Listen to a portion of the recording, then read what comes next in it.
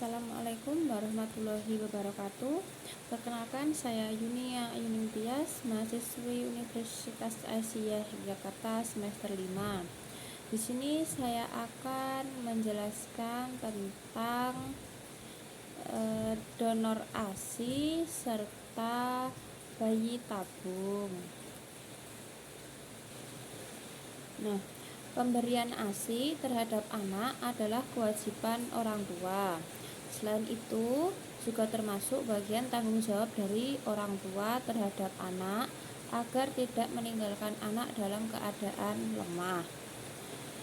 Baik lemah secara iman maupun fisik. Pemberian nutrisi berupa ASI yang baik berarti orang tua telah menghindarkan keturunannya dari kelemahan fisik maupun iman. Dan ASI merupakan suatu zat ciptaan Allah SWT yang dapat memenuhi kebutuhan gizi bayi, karena ASI sangat kaya akan sari-sari makanan yang mempercepat pertumbuhan sel-sel otak dan perkembangan sel saraf serta memiliki kualitas gizi yang terbaik. ASI mengandung nutrisi yang mencakup hampir 200 unsur zat makanan, hormon, unsur kekebalan, pertumbuhan, anti alergi, serta antiinflamasi, dan paling efektif melawan kemungkinan serangan penyakit atau imun dan mencegah kematian pada anak. ASI merupakan makanan ideal bagi bayi dan menyediakan nutrisi yang mereka butuhkan untuk perkembangan yang sehat dan memberikan antibodi terhadap penyakit anak seperti diare dan pneumonia, yang merupakan dua faktor utama kematian anak di beberapa negara. Dan bagi donor ASI di sini ada makna rodaahnya. Rodaah itu adalah sampainya ASI ke perut seorang bayi yang belum berumur 2 tahun. Seorang ibu yang menyusui seorang bayi yaitu yang bukan anaknya, yang belum berumur 2 tahun, hubungan di antara keduanya, bayi dan ibunya, itu akan menjadi mahram karena rodaah atau susuan. Nah, di dalam persoalan susuan yang dapat menjadikan kemahraman tidak hanya dilihat dari jumlah susuannya, tapi juga dapat dilihat dari sifatnya langsung maupun tidak langsung. Nah, seorang pendonor ASI ini juga akan dianggap sebagai mahram bagi anak susuannya, baik disusui secara langsung atau menyusui dari puting seorang ibu maupun tidak langsung, yaitu melalui botol atau dot yang berisi ASI dari pihak si pendonor. Nah, untuk menyusui itu sendiri tidak hanya sebagai kewajiban seorang orang tua terhadap pemenuhan kebutuhan anak, tetapi juga sebagai bentuk kita sebagai ibu, bentuk pengabdian kita kepada Allah Subhanahu wa Ta'ala. Nah, dalam pandangan agama dan kesehatan, ASI merupakan kebutuhan pokok bagi bayi yang harus diberikan oleh orang tua kepada bayinya. Namun terkadang dalam kondisi tertentu ada ibu yang terpaksa tidak bisa memberikan ASI kepada bayinya, atau ada anak yang tidak mendapatkan asupan ASI dari ibu kandungnya, baik karena terkena penyakit yang berbahaya atau produksi ASI yang tidak lancar, kematian ibu, dan lain sebagainya.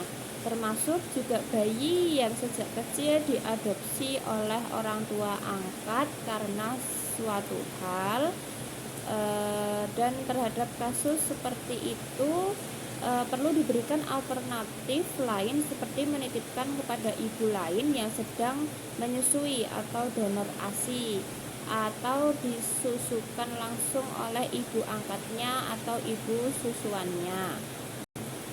Nah, Donor ASI merupakan persoalan muamalah duniawiyah karena memberikan ASI untuk anak dari bukan ibu kandungnya adalah mubah atau boleh, itu hukumnya. Ini berlaku juga bagi seorang ibu angkat dapat memberikan ASI kepada anak angkatnya. Nah, adapun manfaat donor ASI yaitu keadaan di mana ibu tidak bisa menyusui bayinya. Donor ASI merupakan alternatif untuk mendukung pemberian ASI sebagai makanan yang baik bagi bayi. Berbeda dengan bank ASI, donor ASI tidak tercampur ASI dari para pendonor, melainkan dikelompokkan sesuai dengan nama donor.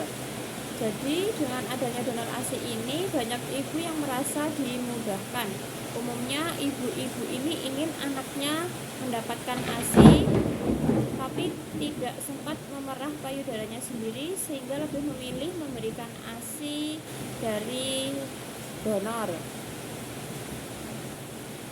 Nah, untuk bayi tabung, sistem bayi tabung adalah salah satu cara yang dilakukan oleh dokter ahli kandungan untuk memenuhi keinginan suami istri untuk memperoleh anak. Karena dalam persetubuhan atau pernikahan mereka tidak dapat mempertemukan sperma suami dengan ovum istri dalam rahim istri. Padahal sperma dan ovum dalam keadaan sehat, dengan artinya keduanya dapat menghasilkan buah hati jika dapat bertemu. Oleh karena itu, dokter ahli kandungan melakukan sistem bayi tabung. Caranya, dokter mengambil cairan suami dan ovum istri kemudian dipertemukan dalam sebuah kapsul atau tabung, lalu dimasukkan ke dalam rahim istri. Terjadilah pembuahan, lalu istri hamil dan kemudian melahirkan. Proses yang demikian dapat dibenarkan oleh agama Islam karena sperma suami diletakkan di rahim istrinya sendiri, di istri yang sah. Nah, tidak ada perbedaan ya antara bayi tabung dan bayi normal.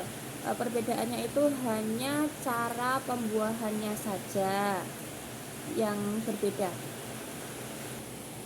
Nah, mungkin itu saja yang dapat saya sampaikan. Banyak kurangnya saya mohon maaf.